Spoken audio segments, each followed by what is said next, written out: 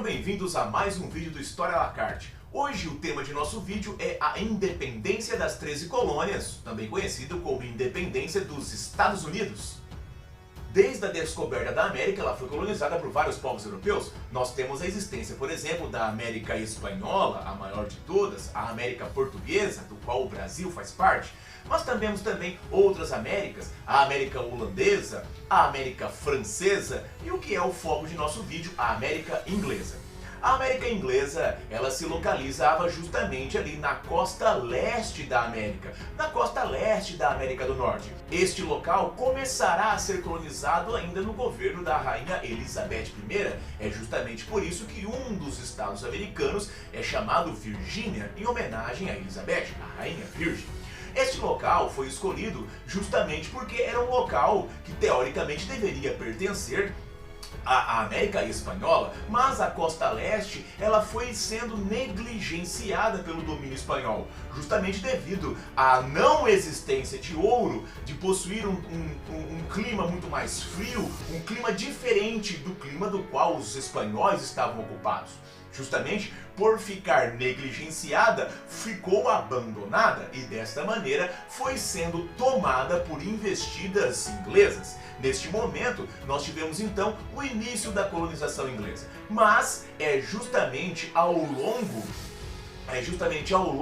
do século XVII que amplia-se esse processo de colonização. Companhias de comércio começam a se fixar nesse local, na costa leste da América, e nós temos ali então que busca por comércio de peles e outros produtos faz surgir uma identidade diferenciada nesse processo colonizador. É importante salientar a chegada do navio Mayflower, que chegou na América em 1620. O Mayflower trouxe os chamados pioneiros, os primeiros colonos que estavam fugindo do contexto político inglês. A Inglaterra passava por um processo chamado de Revolução Inglesa, onde muitos dos indivíduos puritanos, os calvinistas puritanos, eram perseguidos na Europa. Dessa maneira, esses indivíduos vieram para a América buscar uma nova forma de vida. Então nós temos que os interesses comerciais e a necessidade desses puritanos de buscar uma nova forma de vida acabou fornecendo os subsídios, acabou fornecendo os elementos necessários para o início da colonização inglesa aqui nas Américas. Essa dupla necessidade de atender demandas da colonização acabou fazendo com que a colônia inglesa na América adquirisse uma característica dupla. Nós temos as chamadas colônias do Centro-Norte. Essas colônias do Centro-Norte são colônias de povoamento. Nessa colônia nós temos algumas características, são colônias focadas numa policultura, nós temos uma pequena ou uma média propriedade agrícola, nós temos principalmente o trabalho livre e a preocupação da formação de um mercado interno.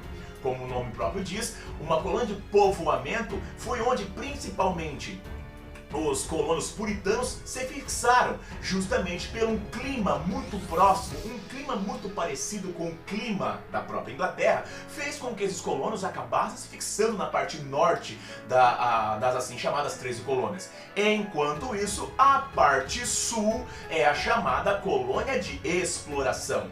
Nessa colônia nós temos ali o sistema do plantation. Nós temos ali, meus amigos, um sistema de plantation que é focado em alguns elementos. Uma monocultura, uma cultura na formação de um mercado para exportação, uma cultura obtida através de trabalho escravo e uma cultura obtida através de latifúndio. O plantation, que era estabelecido no sul das 13 colônias, era a base dessa produção econômica. Esse plantation produzia principalmente algodão, tabaco, arroz e anil. Essa característica da colônia do sul, de ser uma colônia de exploração, vai culminar ali numa grande diferença. Nós temos ali que com o passar do tempo, o norte dos Estados Unidos acabará se desenvolvendo e com a sua característica específica, e o sul dos Estados Unidos também se desenvolverá com a sua característica específica. Neste momento das colônias, isso já dá sinais dessas diferenças que estão surgindo. No passar do desenvolvimento dessas colônias, nos anos que passam, surgirão órgãos administrativos internos, surgirão conselhos administrativos internos. Por quê? Porque a Inglaterra, neste momento, não exigia, não cobrava e não exercia um poder de controle extremamente exacerbado sobre essas colônias. Nós temos ali que a Inglaterra fazia a chamada negligência salutar, que é justamente um afrouxamento, uma não cobrança dessas responsabilidades e principalmente uma não imposição do pacto colonial. Essa negligência salutar permitiu, por exemplo, que as colônias do norte desenvolvessem um comércio, um mercado externo. Surgiu o chamado triângulo comercial, que vai ser extremamente lucrativo para as colônias do norte. Nós temos ali que os colonos do norte iam até a América Central, adquiriam melaço, levavam esse melaço de cana, né, para as colônias do norte, para o norte, transformavam esse melaço em rum na bebida, pegavam essa bebida, levavam para ser vendidas na África, lucravam com a venda da bebida, posteriormente parte do lucro compravam escravos e traziam esses escravos para serem vendidos na América Central. Então perceba que isso forma um triângulo comercial extremamente lucrativo. Isso proporciona que as colônias do norte se desenvolvam e enriqueçam graças a essa postura de estabelecer um comércio. As colônias do sul também se desenvolvem, também se enriquecem, mas ali focado mais no desenvolvimento da agrícola, um desenvolvimento da agricultura ligada ao plantation. Esta negligência salutar, esta tolerância por parte da Inglaterra acaba por criar uma característica e uma identidade na colônia da América Inglesa. Nós temos então que esses elementos são importantíssimos para entendermos o porquê da busca pela independência. Os colonos americanos, mais ao norte, mas também ao sul, acabam se acostumando com esta relativa liberdade, com essa relativa autonomia. Atenção, eles não tinham autonomia total, eles buscavam e sempre necessitavam de autorizações e concessões do governo inglês. O detalhe é que, muitas vezes devido à negligência salutar, o governo acabava se perdendo em sua própria burocracia e acabava autorizando. E isso faz então com que eles adquiram uma relativa autonomia. No entanto, esses elementos acabam se transformando ao longo do século XVIII. O século XVIII, o século das luzes, o século do iluminismo, é justamente essa busca por liberdade, essa busca pelo fim do autoritarismo, essa busca pelo fim das imposições que o iluminismo traz, que acaba influenciando os colonos da América Inglesa. Estes colonos estavam acostumados a ter essa relativa liberdade e autonomia, se viam eles próprios como integrantes do reino da Inglaterra, do governo inglês, e como nós veremos, isso não será uma realidade. A Inglaterra não os via como integrantes do reino da Inglaterra, a Inglaterra os via como réis colonos, não indivíduos de direitos. Isso vai ser um problema. O iluminismo traz grandes transformações no século XVIII. Além do iluminismo como uma mudança de uma postura intelectual, uma postura de busca por liberdade e independência, nós temos também que a própria Inglaterra estava passando por transformações econômicas significativas. A Inglaterra estava passando, por exemplo, pela Revolução Industrial. A Revolução Industrial Inglesa, acontecida no século XVIII, faz com que a Inglaterra necessite ainda mais de ter controle sobre mercados consumidores. A Inglaterra precisa ter ainda mais controle sobre fornecimentos de matérias-primas. Dessa forma, então, a Inglaterra precisa controlar as colônias com mais força, com mais pressão. Dessa forma, com o processo de revolução industrial acontecendo, a Inglaterra começa uma imposição, mesmo que leve neste momento, do pacto colonial. Começa a impor mais elementos no controle dessas suas colônias. Mas não é só isso. A Inglaterra também havia passado por um período traumático chamado Guerra dos 7 Anos.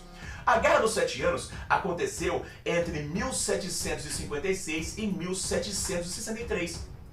Na Guerra dos Sete Anos, nós tivemos principalmente, né, ela é a Guerra dos Sete Anos é a primeira guerra mundial, vários reinos acabaram agindo e combatendo essa guerra, mas para nós, nesse momento, o que nos interessa é a ação dos ingleses contra os franceses, principalmente no norte da América. Esses ingleses e franceses no norte da América disputavam o acesso ao comércio de peles que existiam no norte da América.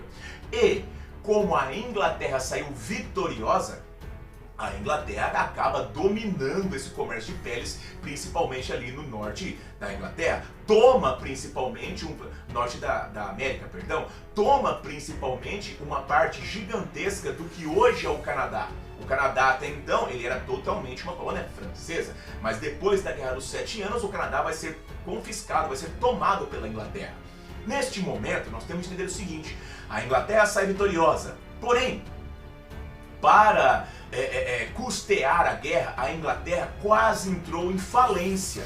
Então, meus amigos, a Inglaterra precisa reaver riquezas, a Inglaterra precisa pagar os custos e voltar a lucrar. Nós temos então três importantíssimos antecedentes deste processo revolucionário da busca da independência pelas 13 colônias.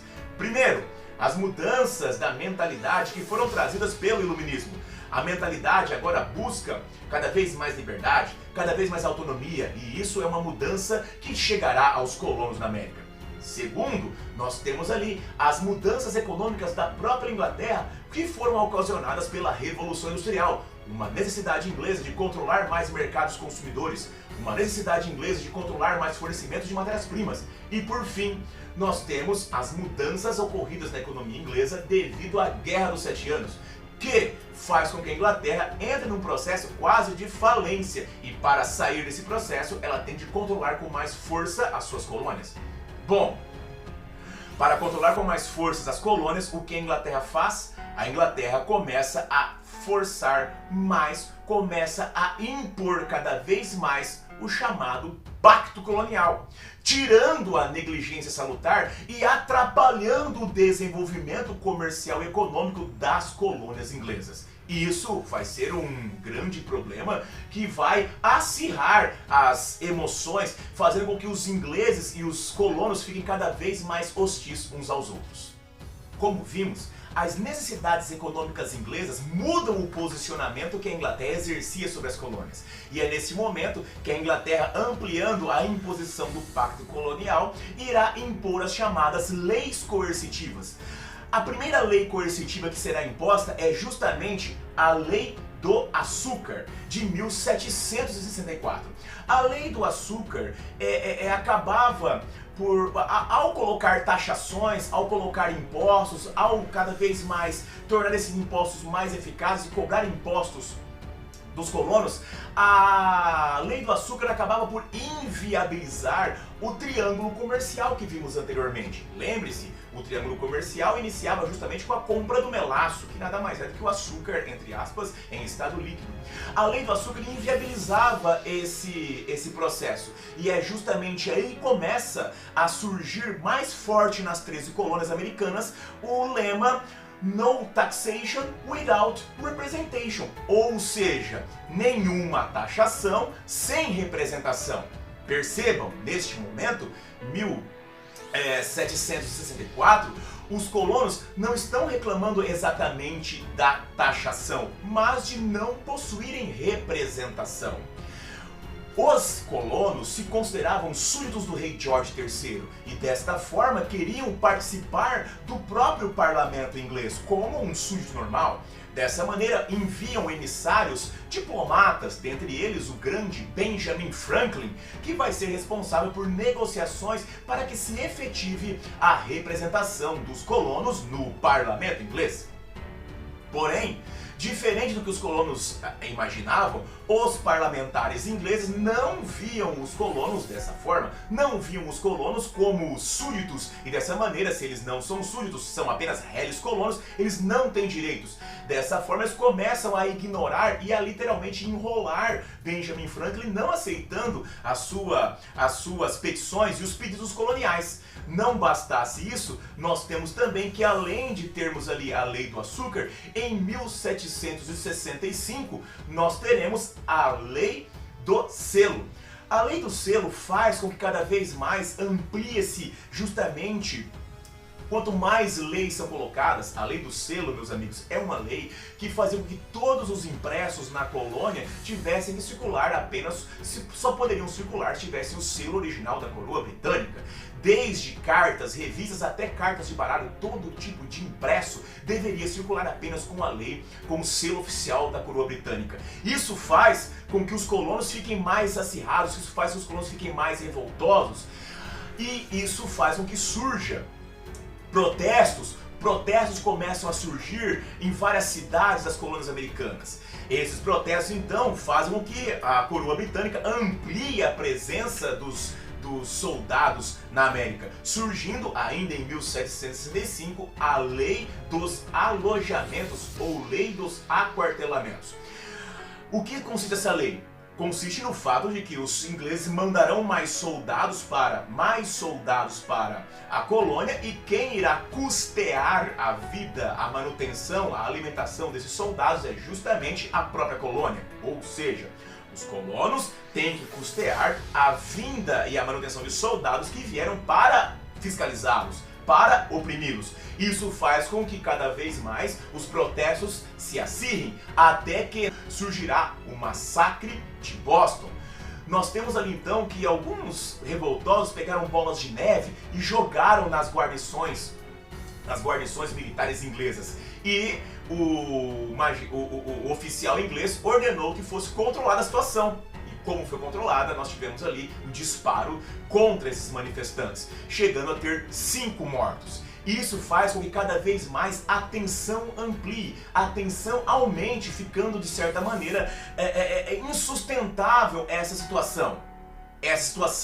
Essa tensão vai ampliando e vai ficando cada vez maior. Protestos aumentam, protestos se acirram, as tentativas de negociações feitas por Benjamin Franklin são ignoradas e aí chegamos a 1773, onde tivemos a Lei do Chá.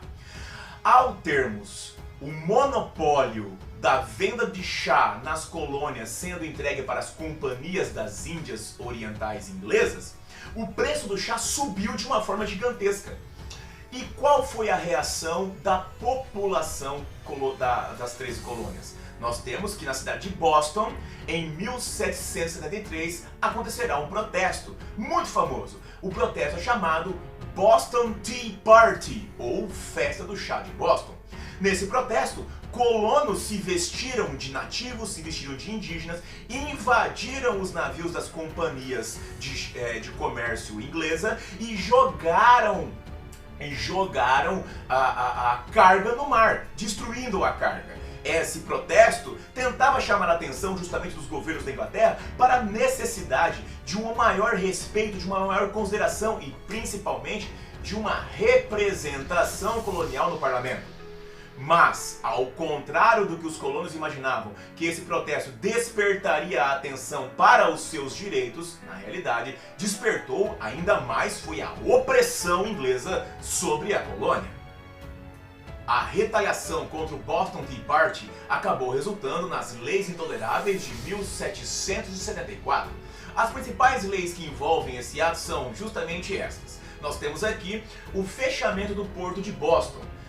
O Porto de Boston ficaria fechado enquanto não houvesse a indenização total da carga destruída para as companhias das Índias. Nós tivemos aqui a proibição de mais manifestações contra o governo inglês. Nós tivemos também a chegada de mais tropas para conter esses protestos, mas principalmente a mais importante de todas as leis intoleráveis é justamente a proibição de que os colonos pudessem, as colônias pudessem dominar, pudessem se apossar, pudessem ocupar terras além do rio Mississippi. Desta forma, ficava evidente que a coroa não tinha o respeito da qual ela exigia sobre os colonos. Os colonos não tinham a visão, até então eles não tinham a visão de que a coroa não estava respeitando-os. Como falei antes, até então os colonos eles querem participar do reino, serem ouvidos, participar do parlamento. No entanto, já que o parlamento inglês, já que o rei George III não os respeita, não os considera, então agora os colonos vão mudar de postura. E é justamente graças a isso, principalmente aos chamados Atos de Quebec, né, a proibição de que colônias ocupassem terras além do Mississippi, que surgirá ainda em 1774 o primeiro Congresso da Filadélfia. O primeiro Congresso da Filadélfia, então, ele resolve criar para as colônias elementos que eles pediam que o parlamento fizesse e não fazia. Por exemplo, os colonos decidiram a partir de então pelo boicote ao comércio dos produtos ingleses. Nós temos que, ao boicotar os produtos ingleses, isso vai gerar uma diminuição da receita e aí finalmente a Inglaterra vai se preocupar então um pouco mais com a colônia. Nós também tivemos que os colonos eles vão declarar possuidores de direitos, surgirá a Declaração dos Direitos dos Colonos.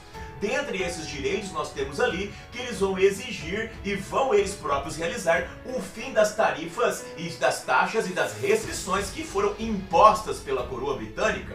E o ato ponto máximo deste primeiro Congresso da Filadélfia é indiscutivelmente que eles vão surgir ali com o elemento chamado de veto ao rei. Ou seja, aquilo que o rei impõe para eles, não será aceito pela colônia, a não ser que a colônia veja justificação para aquilo, que a colônia veja validade para aquilo.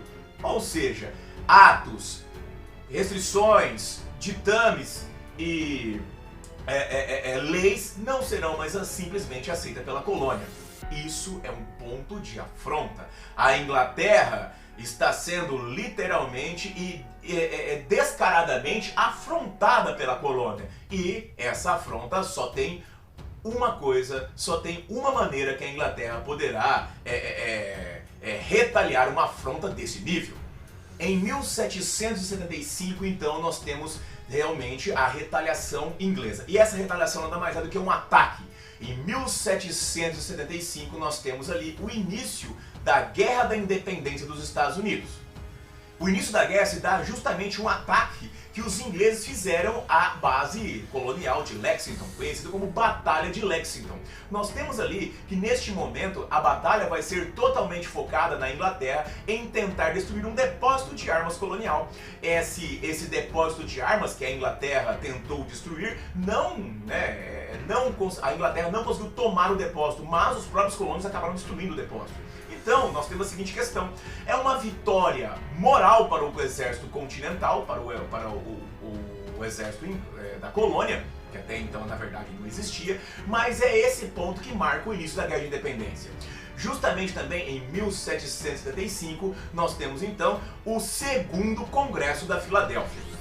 O segundo Congresso da Filadélfia, meus amigos, é justamente nesse momento que nós teremos ali, primeiro, a elevação, né, de George Washington, o fazendeiro George Washington, que havia experiência, lutado na Guerra dos 7 Anos, lutado ao lado do exército inglês, já que ele próprio, né, é súdito da coroa. Nós temos então que George Washington será elevado à categoria de comandante das tropas. É também no segundo Congresso da Filadélfia que nós temos a convocação oficial do Exército Continental. Até então não havia um exército continental, mas ele poderá e será convocado a partir de agora. Outro ponto importante é que esse exército, ele utilizava também nos combates muitas milícias, ou seja, cidadãos comuns armados para poderem defender os seus territórios e lutar contra a coroa britânica. A violência com que os soldados britânicos agiam contra os colonos faz com que cada vez mais no decorrer da guerra, no decorrer dos conflitos, cada vez mais indivíduos da colônia vão passando para o exército continental. No começo, gente, nós temos que salientar uma coisa: muitos indivíduos coloniais, muitas pessoas da colônia se alistaram no exército inglês. Afinal de contas, nem todo mundo estava ali do lado das ideias de independência. Mas conforme a guerra vai passando, cada vez mais pessoas da colônia vão aderindo ao esforço de guerra e passando para o exército continental, passando cada vez mais para aderindo às milícias, fazendo com que cada vez mais se fortaleça esse processo. Nós temos então que, sob a liderança de George Washington, essas forças vão cada vez mais se ampliando e se fortalecendo. E essa ampliação, esse fortalecimento das ideias de independência acabará culminando em 1776 na Declaração de Independência dos Estados Unidos. Nós temos vários integrantes ali que participaram da elaboração da Declaração de Independência, mas indiscutivelmente o mais importante dos indivíduos envolvidos na elaboração da declaração é Thomas Jefferson. Thomas Jefferson, inspirado nas ideias de John Locke, veja só, John Locke, que era um dos defensores das ideias da Inglaterra lá no passado. John Locke já havia falecido há vários anos. Nós temos então que, baseado nas ideias de John Locke, nós tivemos que Thomas Jefferson vai elaborar a Declaração de Independência. Essa Declaração de Independência é um dos marcos mais importantes justamente desses combates, dessas lutas que os estados, que as 13 colônias agora estão desenvolvendo contra a metrópole inglesa. A guerra vai se desenrolando entre vitórias coloniais, vitórias inglesas, mas a força, a experiência e o poder militar inglês, ele não pode ser negligenciado. Então nós temos ali um importante momento de virada na guerra, que é justamente em 1777, que é a Batalha de Saratoga. Na Batalha de Saratoga nós tivemos um momento de virada, onde os colonos começam a ter justamente maior vantagem. Lembra daquele processo que eu falei agora há pouco, de cada vez mais a violência inglesa vai fazendo com que os colonos vão aderindo às ideias de independência, e é neste momento que nós temos isso vindo cada vez mais à tona. Não só cada vez mais o exército continental está mais forte, não apenas em 1777, com a vitória continental na Batalha de Saratoga, muda a força da guerra em prol da independência das 13 colônias, nós temos em 1778 o auxílio internacional. Nós temos ali, pessoal, que países europeus começam a auxiliar justamente as 13 colônias. Não porque gostassem das 13 colônias, mas porque eles eram inimigos da Inglaterra. Estamos falando justamente ali de um auxílio internacional que veio para as 13 colônias, que foi justamente um auxílio da Espanha, um auxílio da Holanda, um auxílio da França, países que foram afrontados, que foram muito prejudicados pelo crescimento inglês. Então esses países vão começar a enviar tropas, enviar munição, enviar navios, e dessa maneira nós temos cada vez mais a maré da guerra virando contra os ingleses. E é justamente essas viradas, essas mudanças da postura da população ao auxílio internacional que faz com que em 1781 tenhamos ali a vitória total dos colonos e a derrota dos ingleses. Isso acontecerá justamente na Batalha de Yorktown. A Batalha de Yorktown é vencida principalmente ali pelos colonos, onde nós tivemos a ação em conjunto do Marquês de Lafayette, que era francês, do general George Washington, que vão acabar derrotando o general inglês Lord Cornwallis. Dessa maneira nós temos a finalização da guerra. E a finalização da guerra vai gerar ali um momento de negociações, de tentativas de organização em prol ali do novo país que surgirá, e a Inglaterra. E essas negociações culminarão em 1783 com o reconhecimento da coroa britânica da independência das 13 colônias. Importante dizer que nessas negociações, esses países que ajudaram as 13 colônias, França, Holanda e Espanha, também ganharão um pedacinho ali, alguns nacos da força inglesa. Algumas ilhas na América Central, algumas ilhas ali no Caribe serão passadas ali justamente para esses países. Afinal de contas, como eu disse há pouco, Holanda, Espanha e França não ajudaram as 13 colônias por gostar das 13 colônias, mas ajudaram as 13 colônias porque queriam prejudicar a Inglaterra. Mas a pergunta que fica é como como a maior potência do mundo, a maior marinha do mundo, o maior exército do mundo pôde ser derrotado por simples colonos. Nós temos 3 pontos que nos ajudam a entender melhor essa vitória colonial.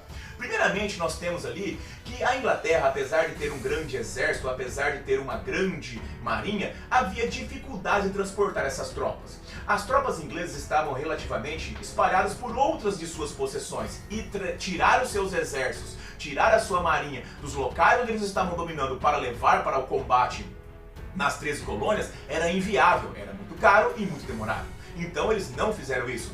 O poder máximo do exército da Marinha Britânica não estava ali colocado no combate ali contra as 13 colônias. Além disso, nós tivemos também um desenvolvimento colonial.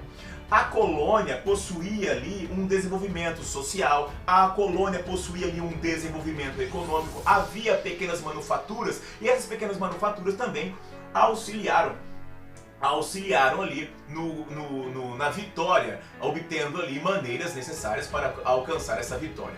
E por fim nós temos também que a colônia possuía experiência de organização militar, porque os colonos já haviam lutado em guerras, na Guerra dos 7 Anos, eles lutaram junto e ao lado em defendendo os interesses britânicos. Esses elementos, esses 3 elementos se somam, justamente ao auxílio internacional. E dessa maneira nós temos ali os pontos que explicam por que e como que a Inglaterra acabou derrotada ali neste momento. Agora que as 13 colônias conseguiram sua independência, é necessário uma nova organização. É necessário que essas colônias agora, não mais sejam separadas, não sejam 13 colônias separadas, mas sejam um país. E agora surgirá então os Estados Unidos da América. Os Estados Unidos surgindo, meus amigos, precisam se organizar. E é dessa forma que surgirá então a primeira Constituição dos Estados Unidos. A primeira Constituição dos Estados Unidos é de 1787 e traz principalmente os seguintes elementos. A Constituição americana traz que os Estados Unidos serão uma república federativa. Nós temos ali que essa República Federativa terá elementos que são da alcunha apenas do poder centralizado, onde nós temos ali o poder nas mãos do presidencialismo, mas nós temos ali elementos que ficam a cargo dos estados, o federalismo, Nós temos então que, por exemplo, nos Estados Unidos é muito famoso que estados americanos têm leis diferentes dos outros. A questão da bebida alcoólica, a questão da pena de morte, varia de um estado por outro, justamente porque ao se transformar numa república federativa, nós temos muitos poderes ainda delegados aos estados. Além de ser essa questão da república federativa, nós temos que haverá uma divisão de 3 poderes. Os Estados Unidos surgirá ali principalmente derivado das ideias iluministas, e um dos principais pontos das ideias iluministas é que o poder não pode ser focado, centralizado nas mãos de um único indivíduo. O poder tem que ser dividido. Dessa maneira nós temos, baseando-se nas ideias de Montesquieu, o poder executivo, o poder legislativo e o poder judiciário. A divisão dos 3 poderes elaborados ali justamente pelo iluminismo, dando base e suporte para as ideias constitucionais estadunidenses. Além disso, nós tivemos direito à liberdade, à igualdade jurídica, nós tivemos ali esses elementos como base, o direito à liberdade, à igualdade jurídica, justamente como um momento baseado no iluminismo que era contrário às ideias autoritárias, contrário às ideias absolutistas, essas contrárias às ideias retrógradas e impositivas. Outro ponto importante é justamente a proteção da propriedade privada.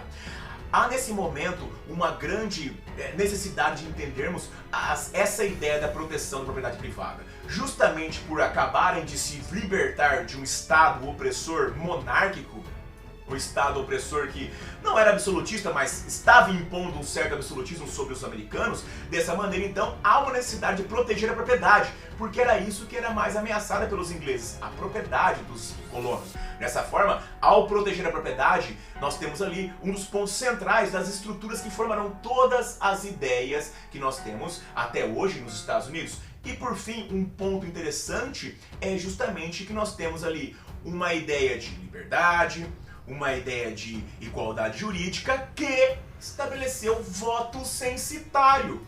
Peraí, mas não é todo mundo igual perante a lei? Não é liberdade para todo mundo? Não é liberdade privada para todo mundo? Então não é para todo mundo. Nesse momento, pessoal, temos de entender o seguinte: negros, indígenas e mulheres ficaram de fora dessa Constituição. Não foi citado em nenhum momento sobre o fim da escravidão, não temos ali o estabelecimento dos direitos de propriedade dos nativos indígenas, nós não temos nada, os direitos de igualdade jurídica entre homens e mulheres, isso não acontece.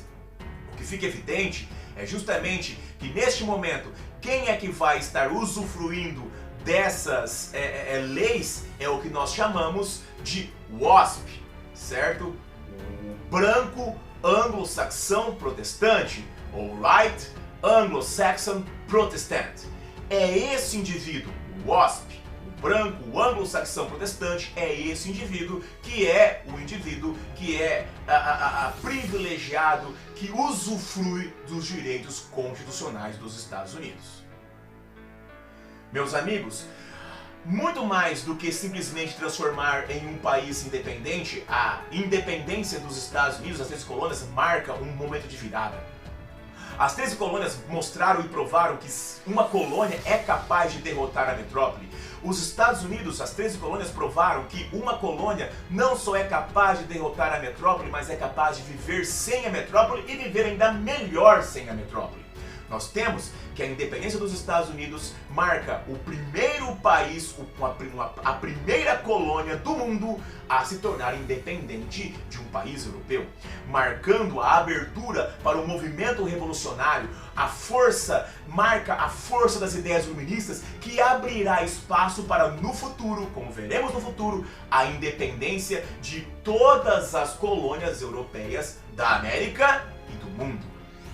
Meus amigos, se esse vídeo te ajudou, se esse vídeo trouxe informações importantes para vocês, não se esqueçam, assine o canal, ative o sininho para receber as informações e ajude o História à la Carte a se transformar num canal que possa te ajudar não apenas você, mas muito mais pessoas por aí. Um grande abraço a todos meus amigos, vida longa e próspera e até a próxima!